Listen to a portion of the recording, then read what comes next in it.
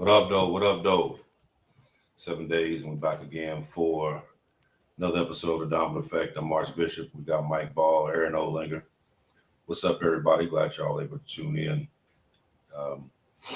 We got another banger for you this week, like every week, sharing a little bit more information, and hopefully this information is key to you as it is to us, and be able to not only spread a little bit of knowledge, but give you a little something to take back and give to someone else as well. But before we jump in, don't forget, everybody, like, follow, share, subscribe. Hit that like button throughout the show. That's what helps get us on the proper algorithm, so we can be able to push this out to as many people as possible. So tonight's episode it's one of those conversations that feels better than politics, feels bigger than politics, feels bigger than headlines, and honestly, bigger than what most people realize is happening right now in real time. So around the world, nations are quietly repositioning themselves. Alliances are shifting. Countries are now more dependent on one side now than building relationships with multiple powers at the same time.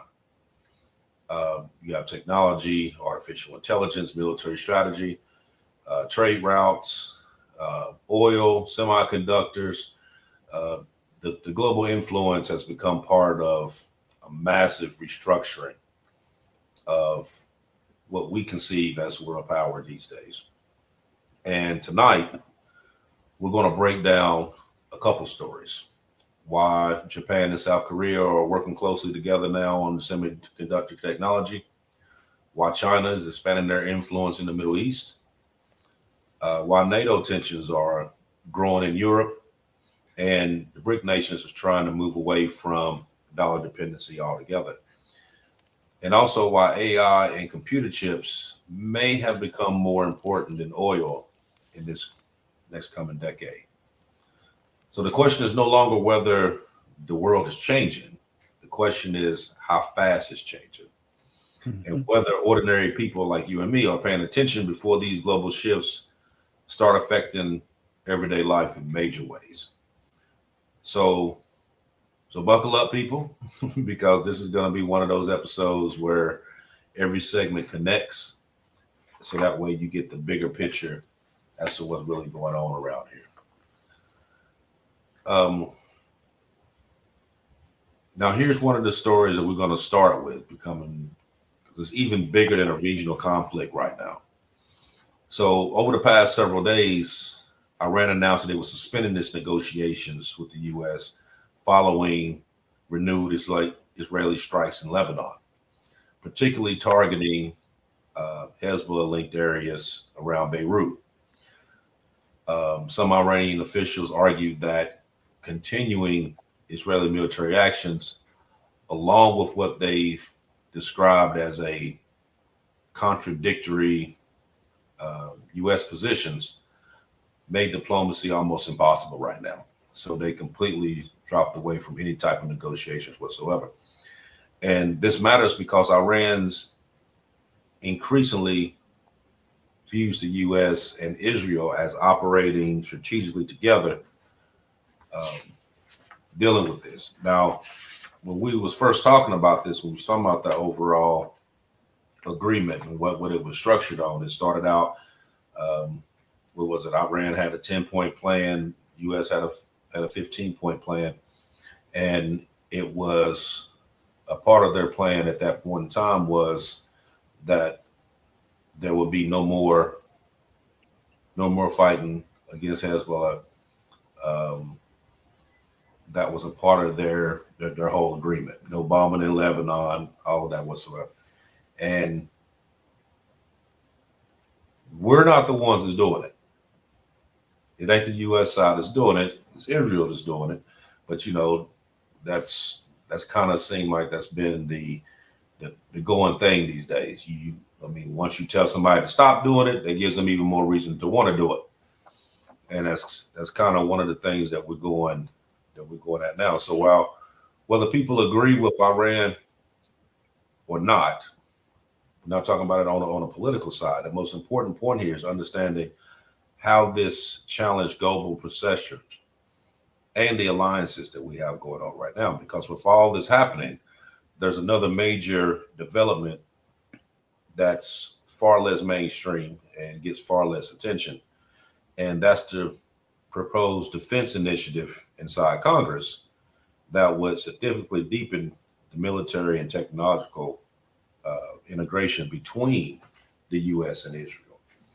And this proposal is tied to what was called the United States-Israel Defense Technology Cooperation Initiatives.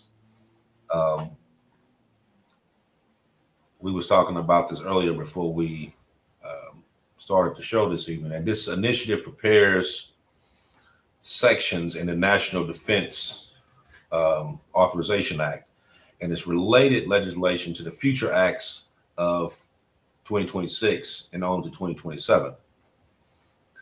Now, the most important thing about this is that it goes beyond traditional military aid. This proposal discusses joint weapons development, AI cooperation, cyber defense, intelligence. So basically everything we're doing now. Yeah, missile defense expansions, yeah, drone and anti-drone systems, shared research development, defense manufacturing partnerships, all of that. And some analysis argue that this could be one of the deepest military technology partnerships America has ever had with any nation in the world. Now, you're getting a lot of mixed feelings with this, because some may agree that this is a partnership that should be done because Israel is an ally, and then you have a lot of people that say no, that's bullshit because that puts them even more involved, especially involved with U.S. politics and U.S. relations than they need to be. So I'm gonna ask you two, what's your thoughts on this? Well, I'm gonna say it's not unprecedented. You look at NATO right now. NATO is totally integrated into the U.S. military. They take orders from American generals, basically. So we've already done it with NATO. So for us to get ready to do it with the Israelis or any other future allies that we want to integrate, there's legal precedent already in place for it. What do you think, Mike? I think it's an unnecessary step that we already have happening right now. We're already doing exactly what was being proposed there. Aaron lost his, of course, but I think it's an unnecessary thing, to be honest.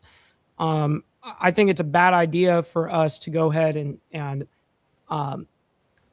further than just having alliance, right? Like, hey, we agree on these kind of things. I think those are great. I think we should always have those. But going into like contract, I'm not really sure why that would be necessary. Mm-hmm. Yeah, I agree with that. I personally think that anything dealing with that would make or put the U.S. more involved in Middle East instability than we need to be. You know what I mean? Because that's basically okay. Just like now, some say that that Israel was behind the reason why we're in Iran now. You got mixed opinions about that. Now, I think if this took place, then that's basically making us obligated or putting an obligation on us to actually be involved with a lot of that Middle East stuff that we actually and just so Aaron knows at least what I was saying there is I think it's an unnecessary contract where we're already doing that. So why unnecessarily give ourselves again, I'm not belittling us having allies and working with them, of course. I think that's the way the world works. If we're going to play on this world, it's the name of the game, I suppose. But Doing a contract level thing, I think that puts us at a disadvantage. I think so too, because just dealing with this alone, you also have to sit back and think that many of these other countries are watching the developments that's going on dealing with certain things, especially what's going on with this. Because while the U.S. strengthens certain partnerships, other nations that we were or are allies with are increasing their cooperation with China. They're kind of merging together and basically trying to single us out of a lot of stuff that's going on. They're discussing alternate financial systems. Some of them are building BRICS relationships. And then a lot of them are prepared for a more divided global landscape, not including us anyway. So that's why I put on there as the title, America First could be America alone, because with a lot of this stuff that's going on now, a lot of these countries are backing off. Yeah, no, and I totally understand that. And I was actually on the phone with Black Dragon right before this show, actually, and we were talking about geopolitics and how my ideology is way more on the aspect. I wouldn't necessarily put myself at isolationist level, but I would definitely put myself in as America only, in the aspect of everything that we do, whether it be military, whether it be economics, whatever, it needs to be for the betterment of American citizens. That's my position on that, right? So I don't know. Yeah, I don't think that there would actually strengthen us in any way, for real. I mean, if that was the case, it would have been done a long time ago. Yeah, and you're right about that because of the alliance aspect. Yes, because you need to have, it's a necessary evil if you're in this world environment. Yes, you're going to have to, unfortunately, band together, and that comes with money. And I hate that. I actually really, really dislike that. But I understand certain things correlate to being the superpower of the world. Now you would think, like, if this was so important, or something that was really like the best interest of the U.S. and this is the best thing for us to do, then why would you bury it under a 3,000 page draft and you slip it in as a subsection and slip it in there without even talking, without talking about it? And just like I do, that's how a lot of this stuff that's going on now is even able to go the way it's going, because they've been slipping them into these bills. Well, that goes for funding and all the other bills that go through Congress, for instance. Like I just had somebody in the chat, one of my brothers, that sat there and said, this is why you don't legislate from, executive order. And I said, I agree. Good legislation used to go through Congress, but now that doesn't happen, because now everything is for the special interests. It's for all these pork-filled. That's what it's funding. Is good, basically making good with those handshakes that those politicians all made. And so no good legislation goes through anymore, because everything is a spending bill. Even if it's a law, whatever, it's a spending bill somehow. Oh, yeah, I agree. What you got, Aaron? Well, I was just going to say, going along with this war, I don't know if either one of you heard the threat that Iran made the other day. I don't know if their intelligence had found out we was going to start hitting their infrastructure or cyber attack on them or what, but they said whatever we did, they were going to counter back, and they named off 18 American companies: Apple, Intel, Nvidia, and different ones. They said for every one of our terrorist attacks inside their country, because I guess we're working.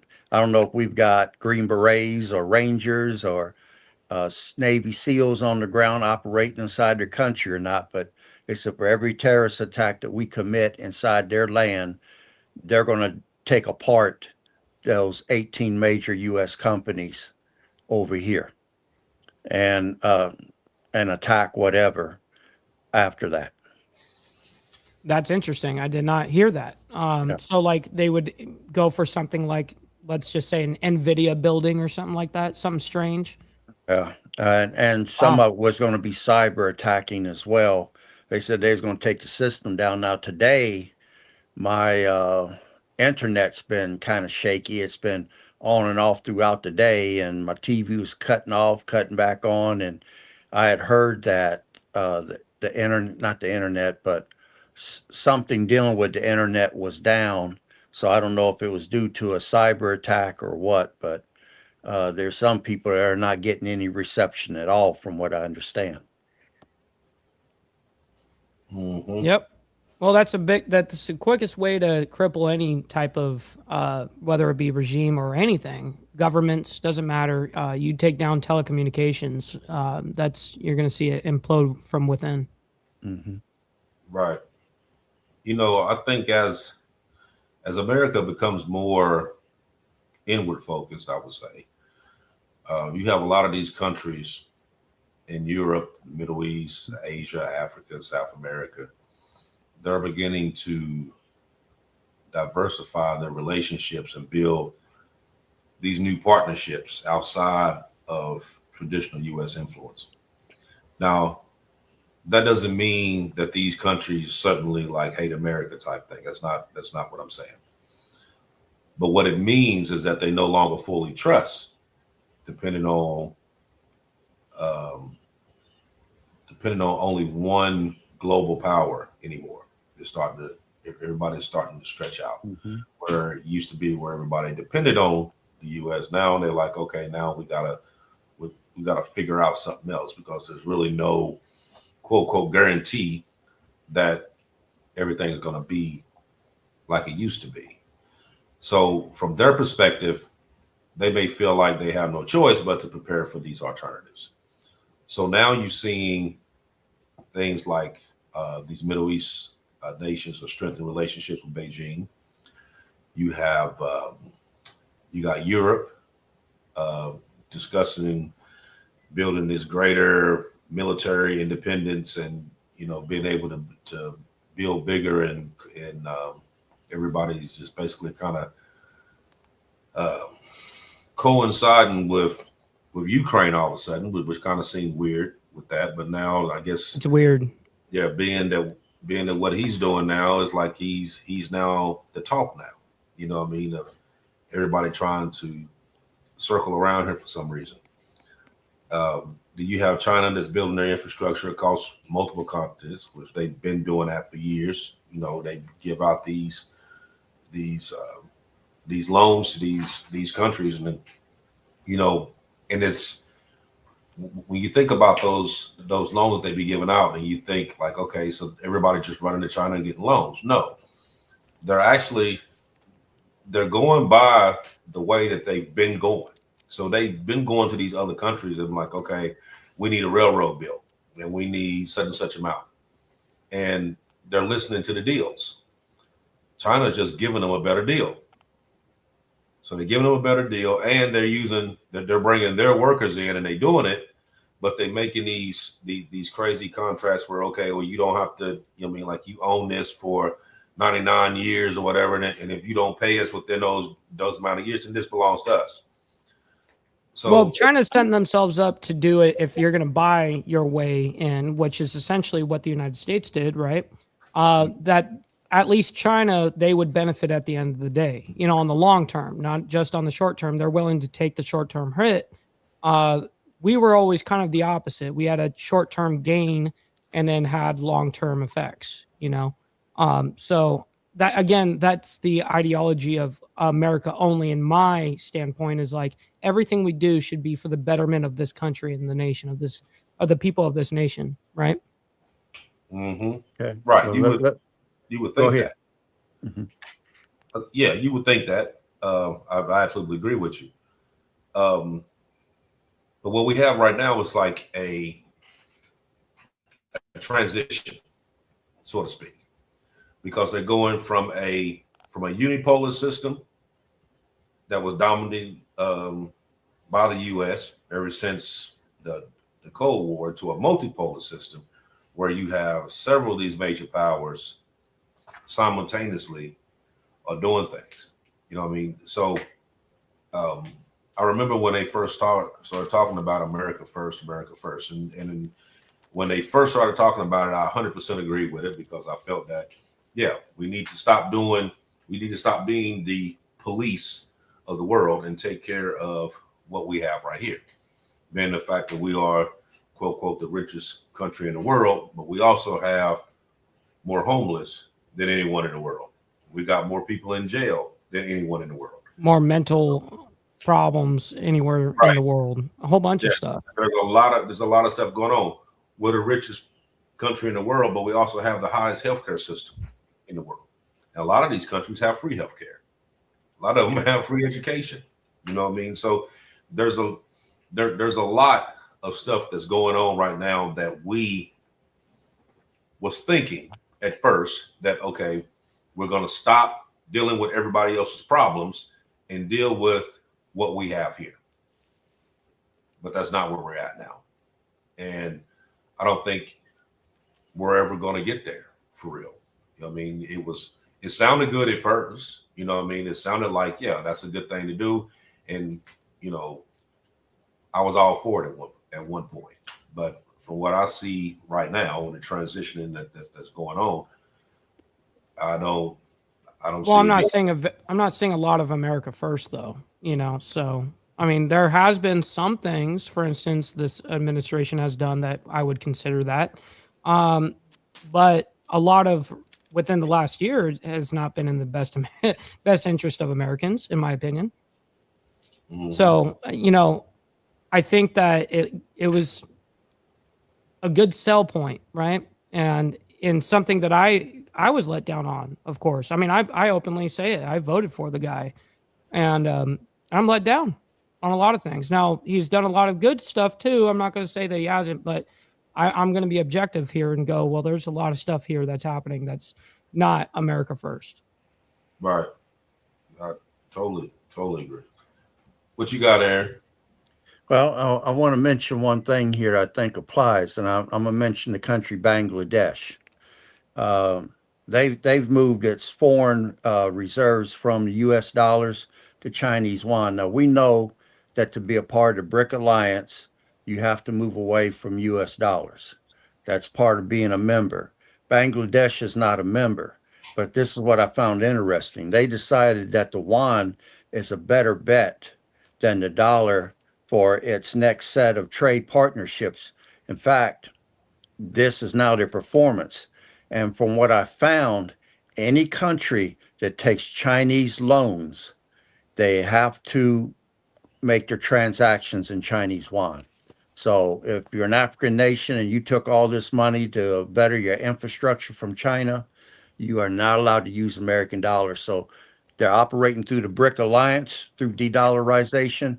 And now to get the Chinese loans, a prerequisite is your transactions must be in Chinese yuan, not American dollars. In the yuan aspect, are they making that kind of decision based off of price alone, or are they more trusting in their currency on inflation level? Well, they're more trusting. And from what I found, and I'm going to mention it later, the biggest thing is that whenever the Federal Reserve raises or lower rates, but let's say they raise rates, third world countries suffer badly. Now, we feel it in our pocket, but we're not starving to death over here. So if it costs more to borrow, then those third world countries that don't have any money, they greatly suffer. And Bangladesh is not what you would call a rich country. In fact, they're trying to do everything they can to stay off the radar. They don't want to get caught in the crossfire between China and the United States. But they've taken Chinese loans. There's African nations that are taking those loans. And like Bishop said earlier, if they can't repay the loans, China takes assets. They take airports, they take land, and they done took I don't know how many millions of hectares of land in Africa in different countries, and they send in their people to live on them. They send in workers to work them, and then they send in Chinese military to protect their people. So yeah, they're giving that loan hoping that you cannot pay it back. That's correct. They're banking on that. Right. But if you're a country that's not a part of the BRIC alliance, we'll give you the loan, but you have to dispose of your American dollars. Any transactions you do on the world market must now be done in Chinese yuan. So China's attacking us two different ways. And then they just put a good hit on us. And I'm going to tell you what they did. 8 mainland China regulators has given Chinese investors 2 years to sell every U.S. stock, bond, any assets that they're investing in our markets. They're giving them 2 years to get rid of it, or they're going to come in and seize everything, including their profits. So they're directly attacking our markets now, and this was done on May the 22nd of this year. They didn't put a tariff back on us. They just shut off the money valve. Now, we've known for years, and we've even talked about on this show, that the Chinese people have been buying an extreme amount of gold and silver. They've been stockpiling. Now, China is sitting on $51 trillion in household savings, and that's the largest anywhere in the world. And those savings was going on investments. These people are banking on future with today's money. China decided that they're not going to have no more of that money flowing west.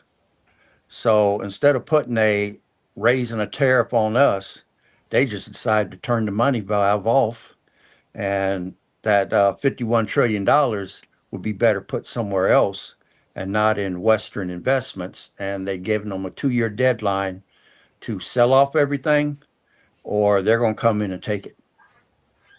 So that's another major move China's made. I mean, they're a major player on us right now. You know what? Here's a question. So, what was the point in even going to China in the first place if you know that this is what they're doing? Well, I guess they was hoping that they can make some sort of deal. We done choked off their oil. We've choked off their supply of chips, because some of the chips they was getting from, I don't know if it's NVIDIA or Intel or somebody. We were going to make a deal and tell them we'll reopen this back up, and we'll supply you with oil. We'll get your chips back going, different things. But like you said, they were not able to come to a deal. So this is how China came back at us after they had no deal. Yeah, and I remember when the trip went down and they were talking about that they were offered these semiconductor chips that they were offered. And a couple of them that I watched was talking about why they would even offer that to them, because the only thing they were going to do is just basically take the chips and like they steal everything else and remake them how, just basically take that chip, make it, found out the ins and outs on it, and then just make it like they've been doing everything else. But the whole thing kind of seemed weird to me from the start. Mind you, the no U.S. president has been over there for 9 years.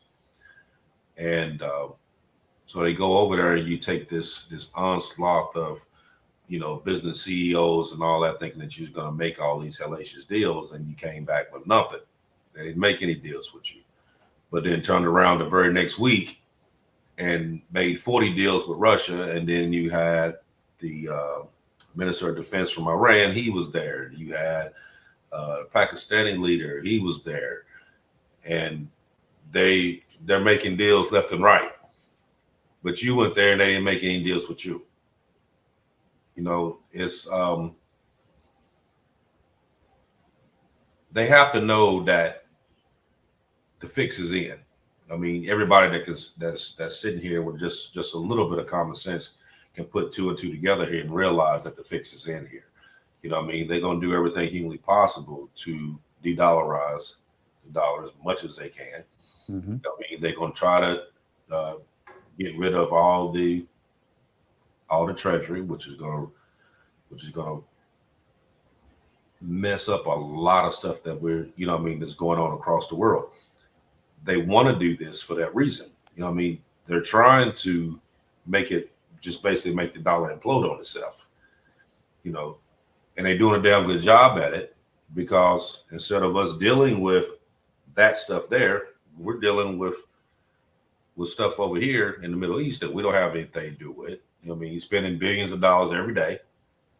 You know what I mean? The deficit is over 40 trillion. You know what I mean? There is no out on that. The only thing you're gonna get from that is a restart whenever they decide to do, and that's exactly what it seems like that it's heading to. You know what I mean? Because you're gonna get so much in debt that you know what I mean, that you're not gonna be able to do anything with it. So the only thing left is to do an actual reset of everything and just basically start everything from scratch. Which now we're on a central banking system, right? Which is going to topple everything else. You know what I mean? And that kind of goes along with what they've been saying all along. By 2030, you own nothing to be happy because all this that we're talking about right now, dealing with this dollar, is going to drop. You know what I mean? The reset is going to happen, whether we realize it or not, whether you want to believe it or not. You know what I mean? There's no way that you're going to get yourself out of $40 trillion deficit. You're not. No, of course not. It's not going to happen. And they just steady adding to it. Yeah. You know what I mean? Every day. Right. Every day. They steady adding to it.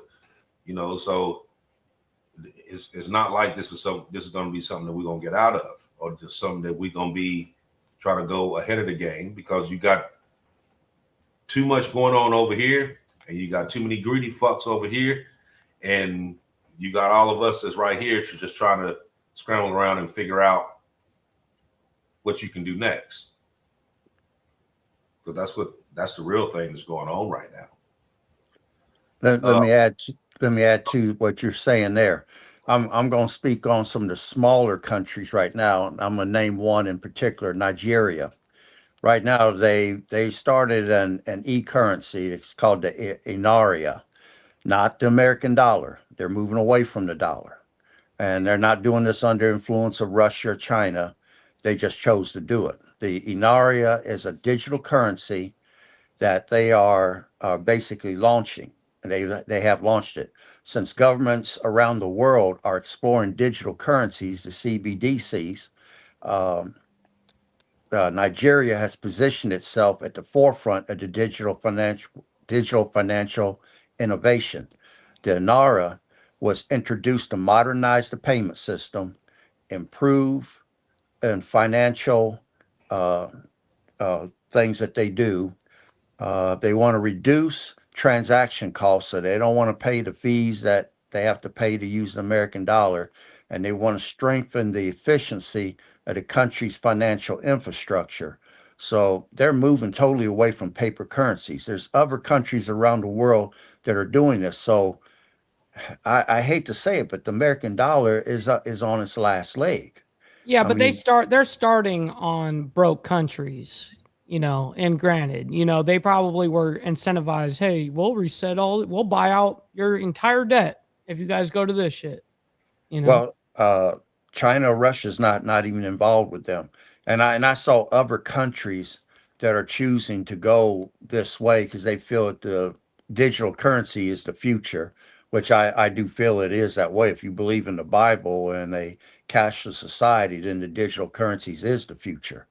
But we also know digital currencies is the surveillance system. I mean, the digital currencies are basically issued by the central banks, and they differ from cryptocurrencies because they are backed and regulated by the national monetary authorities.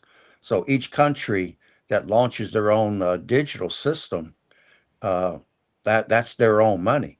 I mean, the Federal Reserve has a digital currency. China has a digital currency. As soon as the dollar collapses, everybody's ready to come forward with their own currencies. Turkey has their own digital currency. So this is going to happen between now and 2030, 35, I would say. And I don't even think we're going to make it that far before we start getting pushed into the digital currencies. They're going to collapse the dollar so they can bring this new system forward and have everybody under a surveillance system. But I'm gonna stop there. Mhm. Oh yeah, I totally agree. Now we're gonna jump into. Now we was talking about NATO before, but we're gonna talk about the actual tensions dealing with them, as well as the frustrations that's going on in Europe dealing with NATO.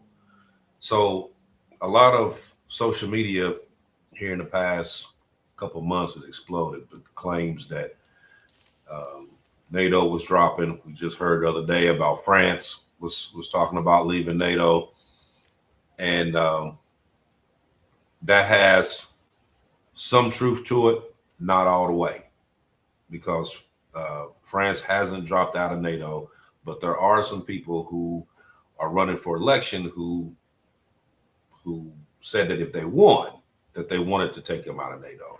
Right. And there was also something said with with the president in France that made some reference into a possibility of wanting to get out of NATO. Um, but as of right now, France still remains a part of NATO. However, there is a growing debate uh, inside of Europe regarding military independence, defense spending, and how much control the U.S. should have over their European security policy. So several European leaders and political movements have argued that Europe should be more strategically independent rather than relying heavily on Washington for their military protection, which has been said by the U.S. for years, for them to build up their own military, raise up your Facts. defense spending in order to be able to do that. Now, at the same time, Europe is increasingly trying to increase the defense spending due to the ongoing concerns with Russia. You got cyber warfare, infrastructure vulnerability, future instability, and the list goes on. So what we're seeing right now is Europe appears uncertain about their future and about their security landscape. So countries are strengthening military capabilities. They're discussing emergency preparedness, investing in energy security, preparing for long-term instability. A lot of these countries have decided not to buy defense weapons from the U.S. and we're going over to Sweden, buying Sweden jets and radar systems and different things that I've heard, throughout the week. So even though NATO remains intact, the cracks in the public trust and the political unity are becoming way more visible than we've ever seen before. And with that economic pressure, with the inflation, you got migration issues, disagreements on how the military's priorities are, and it's caused us a lot of frustration with a lot of them European populations over there. Now, this matters because NATO has been one of the central pillars of global power and the global power structure since World War II.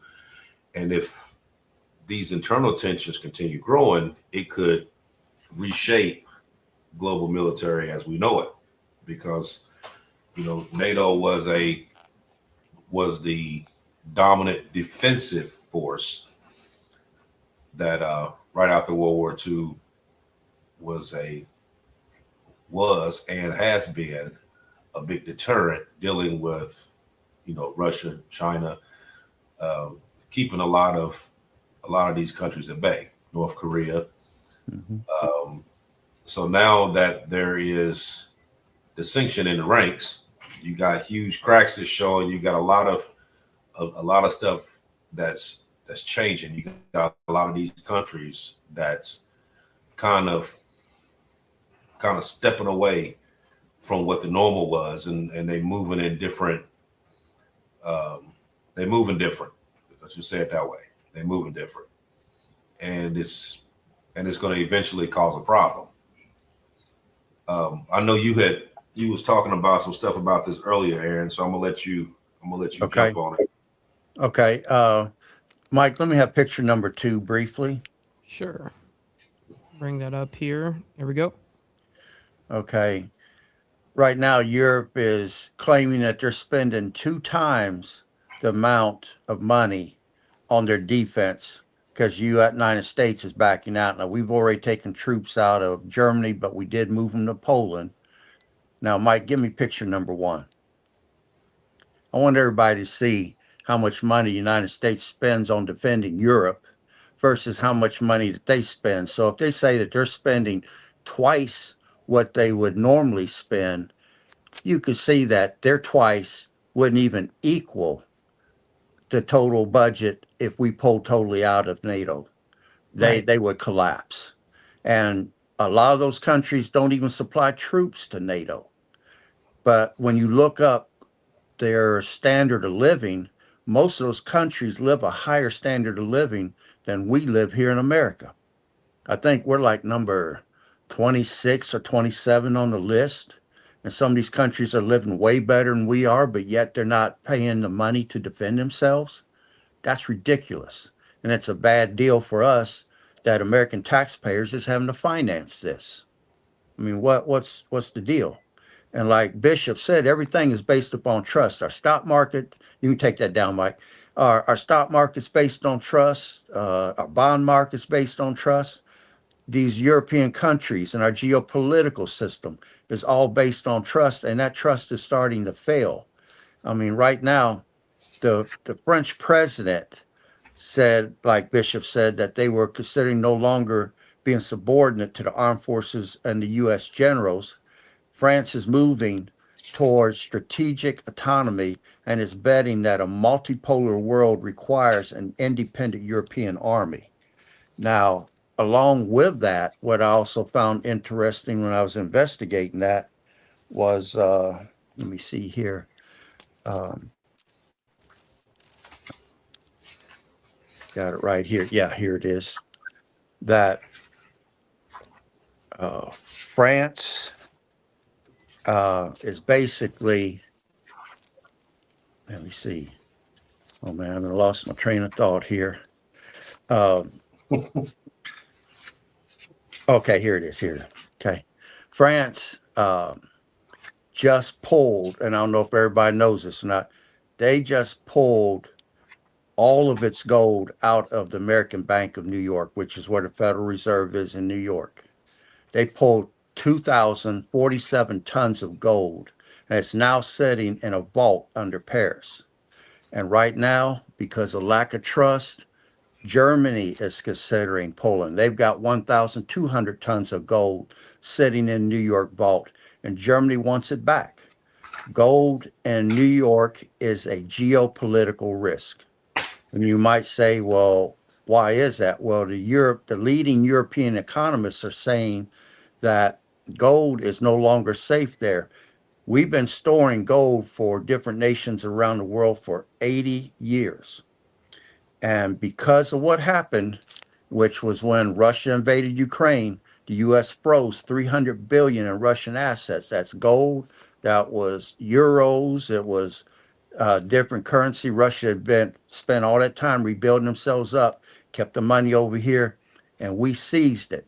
And the leading economist said because it was stored in someone else's system or someone else's house, it was no longer theirs. So You don't hold it, you don't own it. that's it. That's it. You couldn't have said it better. So Europe right now is wanting to get their gold back. And Italy, which happens to be the third largest gold reserve holder in the world, is debating the same thing. Germany is debating whether they're going to take their gold back. Italy's talking about taking their gold back. Trust is falling apart right now. And without trust, what do you have? Yeah, and Well, Trump is talking about an audit on Fort Knox. I mean, recently. Right. Recently. And I mean, I he's saw talked about that. it before. He's talked about it before during his campaign and all that stuff too. But recently, he just said that like within the last week. And then let me add to that. Brazil and Argentina just merged their currencies. Again, the dollar lost. They were using the US dollar.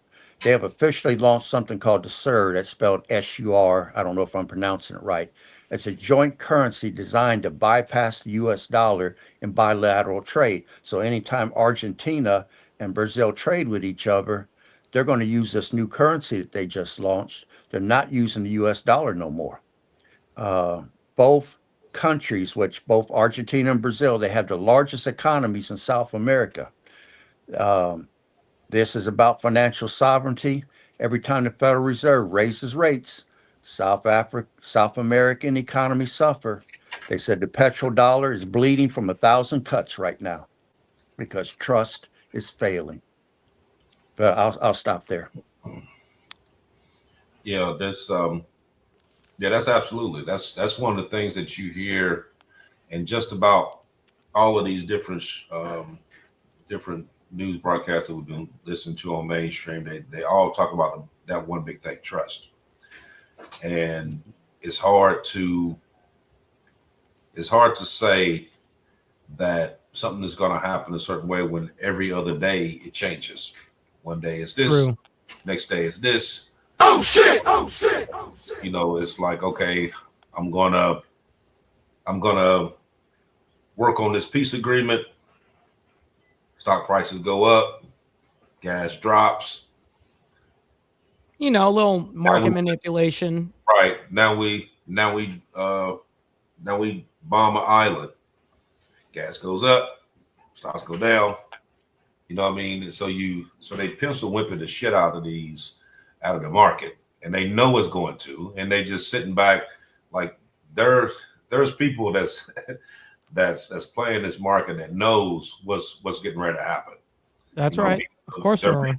So they're making billions off of this because they got that insider information that they know what's getting ready to happen and when it's going to happen. You know what I mean? So this back and forth, tit for tat, is going on. You're not going to have a peace agreement in Iran. It's not going to happen. You know what I mean? They're playing too many games on both ends. It's not going to happen. You know what I mean? We're sitting here looking for, you know, we went from regime change to opening the strait to, you know, no nukes. Yeah, it's definitely not promising. Nothing. You know what I mean? Now we focus, oh, well, we're gonna get the strait open. Well, fuck, the strait was open before you got over there. You know what I mean? Now you're talking about uranium and dust and, you know what I mean, all this other stupid shit that don't even matter right now. You know what I mean? None of this is gonna benefit anybody right now. Even if the prices, you open up the strait today, you're not gonna get this certain drop. It's gonna take months before that's going on. You know what I mean? We haven't even took the actual hit for what's been going on now. Right. That hasn't really hit yet. You know what I mean? Now, a lot of other countries have hit that wall, but for us, we have not to the point that you're talking about, right? And you know, I've seen some things today where it said that we have went into our strategic oil reserve like a lot. Yep. A lot, to the point that by July we may have a serious problem going on. Then they say, oh no, it ain't gonna be July, it may be August. That's what they say. But it's gonna happen because we played a hand and you lost. You know what I mean? You gambled on something and you lost. You know what I mean? Now you're trying to figure out a way that you can wiggle your way through this and try to at least save face. But we're in a situation right now that, you know, there's a loss coming. You know what I mean? And we're gonna pick up a great deal of that loss. I mean, so that's one of the biggest things that we've been talking about for a while, and it's coming into fruition. You know, which it's we're about to hit some really hard times, whether we realize it or not. You know what I mean? And it's gonna be, and it's not just gas; it's gonna be multi stages. You know, people think like, okay, well, the gas went up a little bit and we're gonna have a gas problem. Yes, you're gonna have a gas problem, but you also got to realize the other 6,000 products that oil is used for other things that you use every day. Basically everything. You know what I mean? So that's another problem. You know what I mean? Then you have what do we got going on right now? Data centers causing problems. You got people in West Virginia, this water looks like baby food coming out the faucets. It looks like puke. It's Yeah. crazy. You have, the Colorado River drying up. You got hydroelectric dams not being able to run. That's telling people in these areas, best thing for you to do is probably move, because if you stay here, you may not have power here in a little bit. You have a overall drought around the country. Now you have certain states that's picked up a lot of rain, has been flooding, but there's a lot of areas across the U.S. that's in severe drought. Yeah, and then let's build a data center on top of a place that, you need millions and millions of gallons of oil or of water in order for these data centers to work. I mean, that's what they do. And so it's interesting, watching how people don't give a shit about none of that. It's weird. Yeah, they had they had a meeting today and yesterday here where I'm at, because they're trying to make a data center here. And it wasn't a meeting to where they had a vote, but it was a meeting where people could come in there and voice their opinion as to whether they think this is an idea or not. And so I went to the one yesterday, and I was sitting there and was listening, and a lot of people that were there, surprisingly, didn't really know a whole lot about these data centers. And you had a couple of people that stood up and was talking about, well, they would bring jobs in the area, stuff like that. And then there was other people that was opposed that was like, no, that ain't what it is.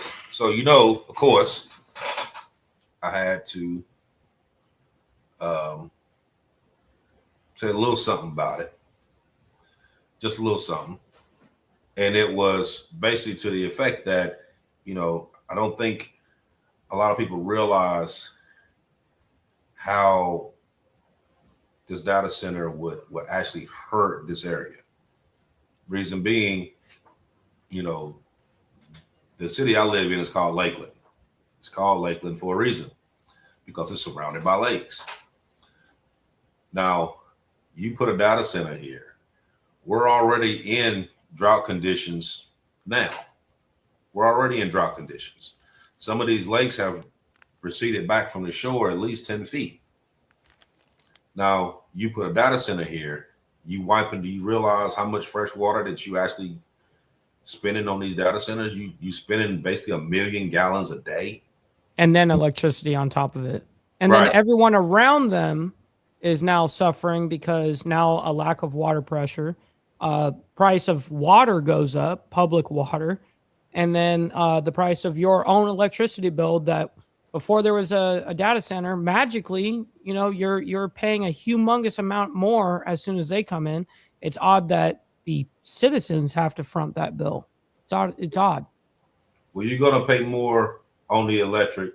Now here, it would be bad because this particular area is a co-op, which means it makes its own electricity. It doesn't get it from the major hubs like Florida Power and Light, DP&L, Duke Power, all of them. It makes its own, so they keep the actual prices low, but it has its own grid.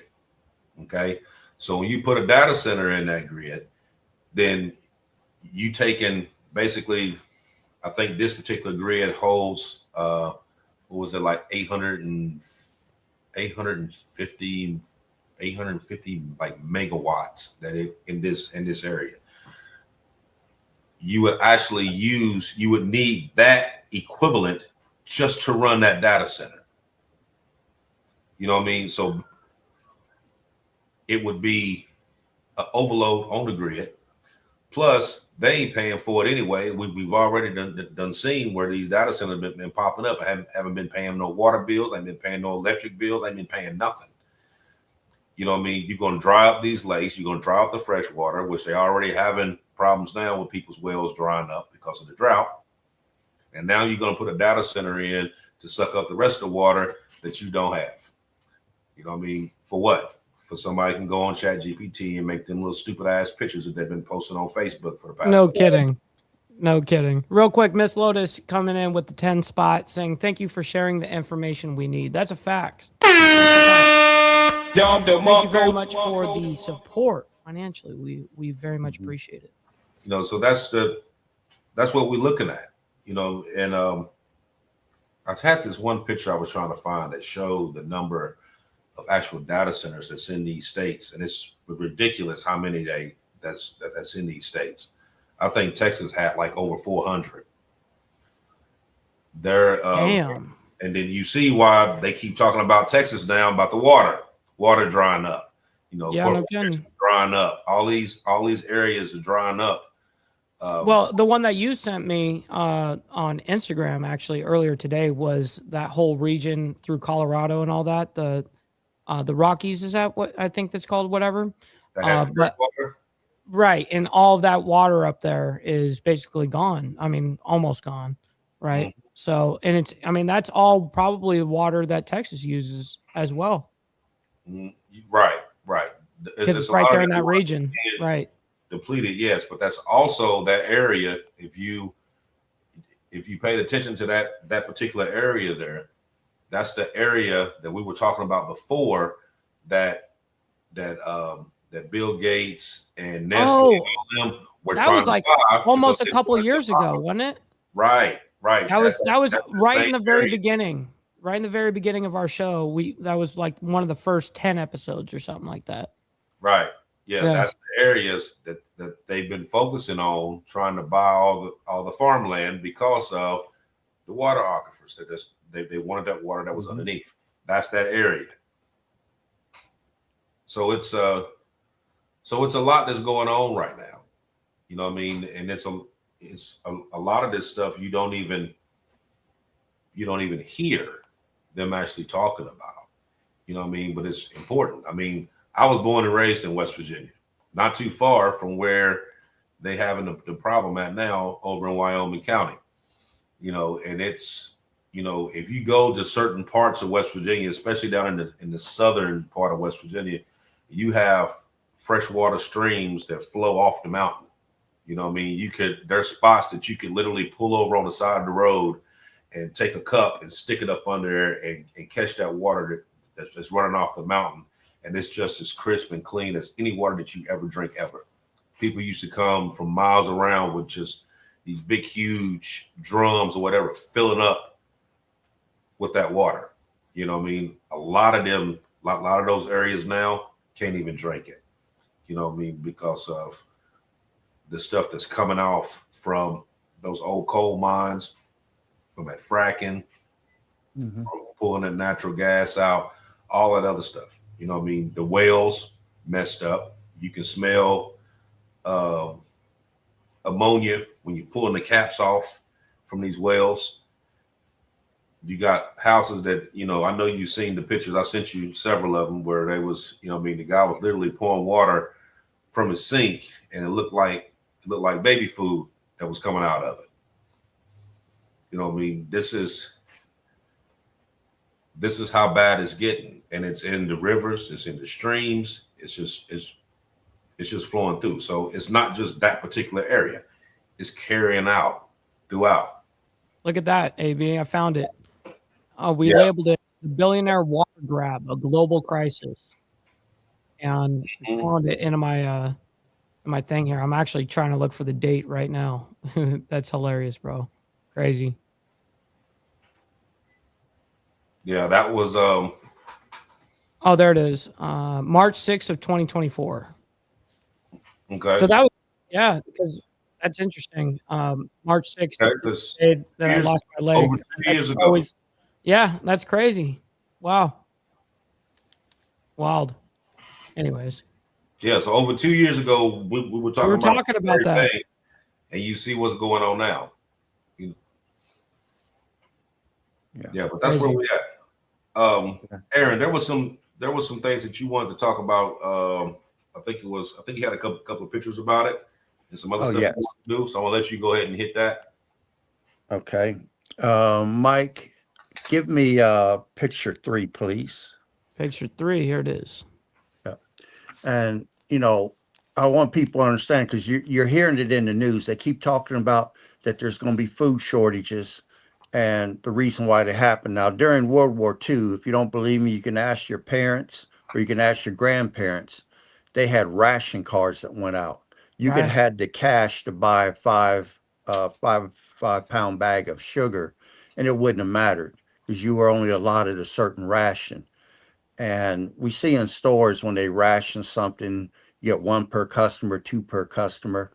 What you see when the supply chain starts to break down is one of the reasons. But farming's being disrupted because of higher fuel costs and the lack of fertilizer. You got supply chain breaking down. We saw that during COVID. You got market and stores will start running empty. We've seen that during COVID. Things running out the shelves, toilet paper, canned goods, different things. Imports and exports start to stop because countries stop shipping to you. Then you've got prices skyrocket. Greed is the one, and then basic supply and demand. When supply is low and demand is high, prices automatically go up. You got population displacement because people will move, or you get what they call refugees that run from a situation. Then your natural resources are strained. Um, Food just isn't there. Water may not be there. You may not get rain. You could have droughts. You can have fires. You can just have different things that puts a strain on the resources. But people need to understand that with the geopolitical system going on around the world and the turbulent times we're living in, do not take food and water for granted. Start stocking up. And if you want to have a good where to start, if you don't know where to start, Mike, give me picture 4. All right, give me a second here. Picture 4, here it is. This is a plan here. This is 21 weeks to prepare. It tells you what you can work on each week, what you can acquire, and it gets you in position after 21 weeks to be able to do it. What I'm doing on what I'm going to start doing now, it was recommended by a couple people that I put these photos on the Diamond Effect page, which I've already put these 2 photos on Diamond Effect page. And from this point forward, I'm going to list them there. I took for granted that maybe you can just take a picture and whatever, but I was told that the pictures were blurry if you take it off your TV. So anytime I post survival information, it will be on the Diamond Effect page where you can go download it. And I'll stop there. And by the way, I just posted the Diamond Effect Facebook group for everybody on both my side and on Bishop's side. So make sure you guys join up on all of that. Didn't you have another thing that you wanted to bring up too, Aaron? Well, I had actually it's 2 news reports, but if you're ready to close, I don't have to do them. But No. I thought you had like did you say you had something that you wanted to show everybody? okay, I wanted to wait till the next show. From this point forward, I'm gonna try to demonstrate how to use 1 survival item per show. Uh, That would be epic. well, I tell you what, Bishop, give me just 60 seconds, and I'll get one out, and I'll do a demonstration right now on something. Okay. Give me about 60 seconds. Good times. Good times. Right. I knew that was something that he wanted to talk about. But yeah, Well, I think that would be a great segment too. Just one, some sort of item. And it doesn't, he has a whole thing that he sells. He sells a whole bunch of equipment. So make sure you guys reach out to Aaron on Facebook. As far as I know, that's what he wants out there right now. But, Aaron O'Linger on Facebook, he's the man to talk to about these things right here. So. Okay. Mike, you might want to focus in on this. All right. Let me go ahead and bring you all the way up. Yes, water straws, man. Those are the Okay. best. This is the most overlooked thing in a survival situation. People will stock food, but won't stock water or the means to be able to purify it and be able to clean it. This particular name brand, which is Practical Survival, you can get them on Amazon. This is a 5-pack here that I purchased. You have your water straw right here. And what I like about their system versus the Life Straw is that when you pop open the bottom, you can take a bottle of water and screw it on. Oh, that's cool. Yeah. And then all you can Mine doesn't do, do that. yeah. And then all you do is squeeze into a cup and it runs the water through your filter instead of you having to suck your brains out. That's But cool. this is a very unique feature that I really like about this straw. Then they say the life straws, and I have not seen this happen, but they say the life straws will expire, which I've never seen that happen. But I do know from investigating this one, it does not. It has a nice lanyard on it that where you can keep it around your neck and keep it down in your shirt if you're afraid someone's going to steal it or you're going to lose it. I like the color of it. If it hits the ground, you don't have to worry about it vanishing in the grass. Then it also comes, which what I call a backflow system. You put water in it, you shoot through, and it blows the debris out that could be stuck up That's how you inside your clean it. filter. Right, it's how you clean it. Because if you don't clean it and you let this straw sit for so many weeks or months, you could probably get a buildup of bacteria or a mold inside of it. So by having this little hypodermic thing and pushing That's back awesome. through, it blows it out. All this comes together in a kit and they're about $18 a piece. You get about 18 five. bucks. Yeah, That's it. you get 5 of them for about $80, and that's through Amazon. And I'm telling you, if you feel that the water is becoming contaminated, which I do feel that it is, you see how these pipes that are in the ground are only built to last 65 to 70 years. After that, they're they're going to decay and you're going to get funny looking water. To preserve the health of your family, yourself, this is a must have item. So don't neglect this. It is called pra- Practical Survival Water Straws. Amazon. Worth the investment to have clean drinking water for you and your family. And I'll stop there. Mm-mm. Well, tonight's show really hasn't been about fear. It's been about awareness. And the alliance is forming right now may shape the next generation of global power as we know it. Mhm. The economic, the technology, the security, nations are repositioning. Economies are adapting. Technology is accelerating. And the world people grew up in is slowly starting to change into something very different than what we know about. So whether these changes ultimately lead to greater cooperation or greater conflict remains to be seen.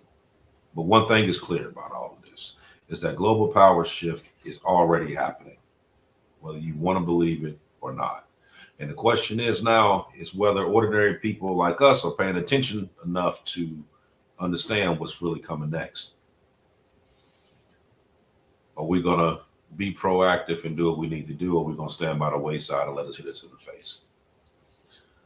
So that's our show for this evening. I thank you all, like always, for coming out. Like I said, like, follow, share, subscribe. Send this to a friend. Send it to your people on Facebook, whatever. Send it to them. Have them check it out. I mean, the more people that we can get to watch the show, the more information that we can put out. And like I said, the more people we can get, that kind of energizes us to make us do more, study more, put more information out as much as possible. Thank you guys who left the super chats, and if you're doing subscriptions, please do. You can buy the subscriptions. They're fairly cheap. You can give them to other people, share them to other people where they can go on go on as well. That's what helps us out on this end. You know, I mean, these programs and this equipment, this stuff ain't free. You know what I mean? And it helps out a lot. So thank you all that do. And like I said, check your subscription. If you haven't subscribed, go in there and hit the button. Doesn't cost you a dime to subscribe. That's right. But that helps us, like I said, helps us bring these numbers up. We're gonna try to hit 100,000 this year. That's our goal, and we can do that with your help. Like I said, just the little things that doesn't cost you a dime, but means the world. So I'll see you all in 7 days with another story. Go ahead, Aaron. Well, like I've said before, you never know when the day before is actually the day before. Get out, get your stuff. We're not at a point where we can prep at our leisure anymore. We have to prep with purpose and intention right now. Time is running out. Whether you know it or not, North Korea just recently tested an EMP device, and it was a successful test. They shut down a certain number of inert satellites, and the Pentagon, when I researched it, they confirmed it.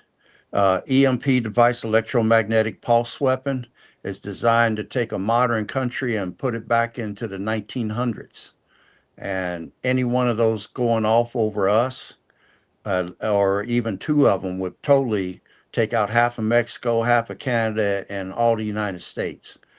Our technological edge that we count upon is our Achilles heel when it comes to an EMP device. Russia, China, USA, and North Korea now has them. China has one called a super EMP weapon. Iran is currently working on one. So not only does Iran want a bomb, but they want an EMP weapon as well. So they can't give up their nuclear ambitions. That's crazy. Hold on real quick. I'm sorry to interrupt, but there's more countries with nuclear power than EMPs? Russia, China, USA, and North Korea. North Korea just entered it because they just successfully tested, and they've created one. So that we're living in a world that anything can happen at any time, and you cannot be playing around no more. What they call it, the AI is about to change everything. We're in a new technological era. Things are going to start moving faster. Get out of debt. Get your stocks, your food pantry and stuff put together. Get your water put back. Get you some antibiotics. Get you some stuff going, because when the shit hits the fan, you don't want to be one of those out there that's wondering what's going on. I mean, I look at the world in two ways. You got those people that say, well, tomorrow's another day and it's going to be great and wonderful. But then the way I look at it is tomorrow's one less day. So I don't have time to play around. And I'll stop there. Dang, that's a good way to put it, Aaron. I like that. And that definitely fits my ideology for sure. And I'm sure a lot of people here in the chat as well. Listen, we'll be back here in 7 days. Much love, honor, respect to you guys. We always have such a great conversation with these two gentlemen, as always. Make sure you guys hit that like button. Listen, it's free to do so. And double tap that screen if you guys are on the vertical side. Listen, we're going to be back here in 7 days with more of the madness that is going on. And, of course, we do our best to follow all of these crazy adventures that we're going down. And we do a pretty good job of predicting what's happening next. So, but we definitely look out for ourselves as, Americans and human beings, and survival is key. And that's why Aaron doing his parts of, just one thing to present every time on a survival level, I think is very smart. And that's what we stand for. So anyways, much love to everyone. We'll see you guys here in a little bit. Be good out there.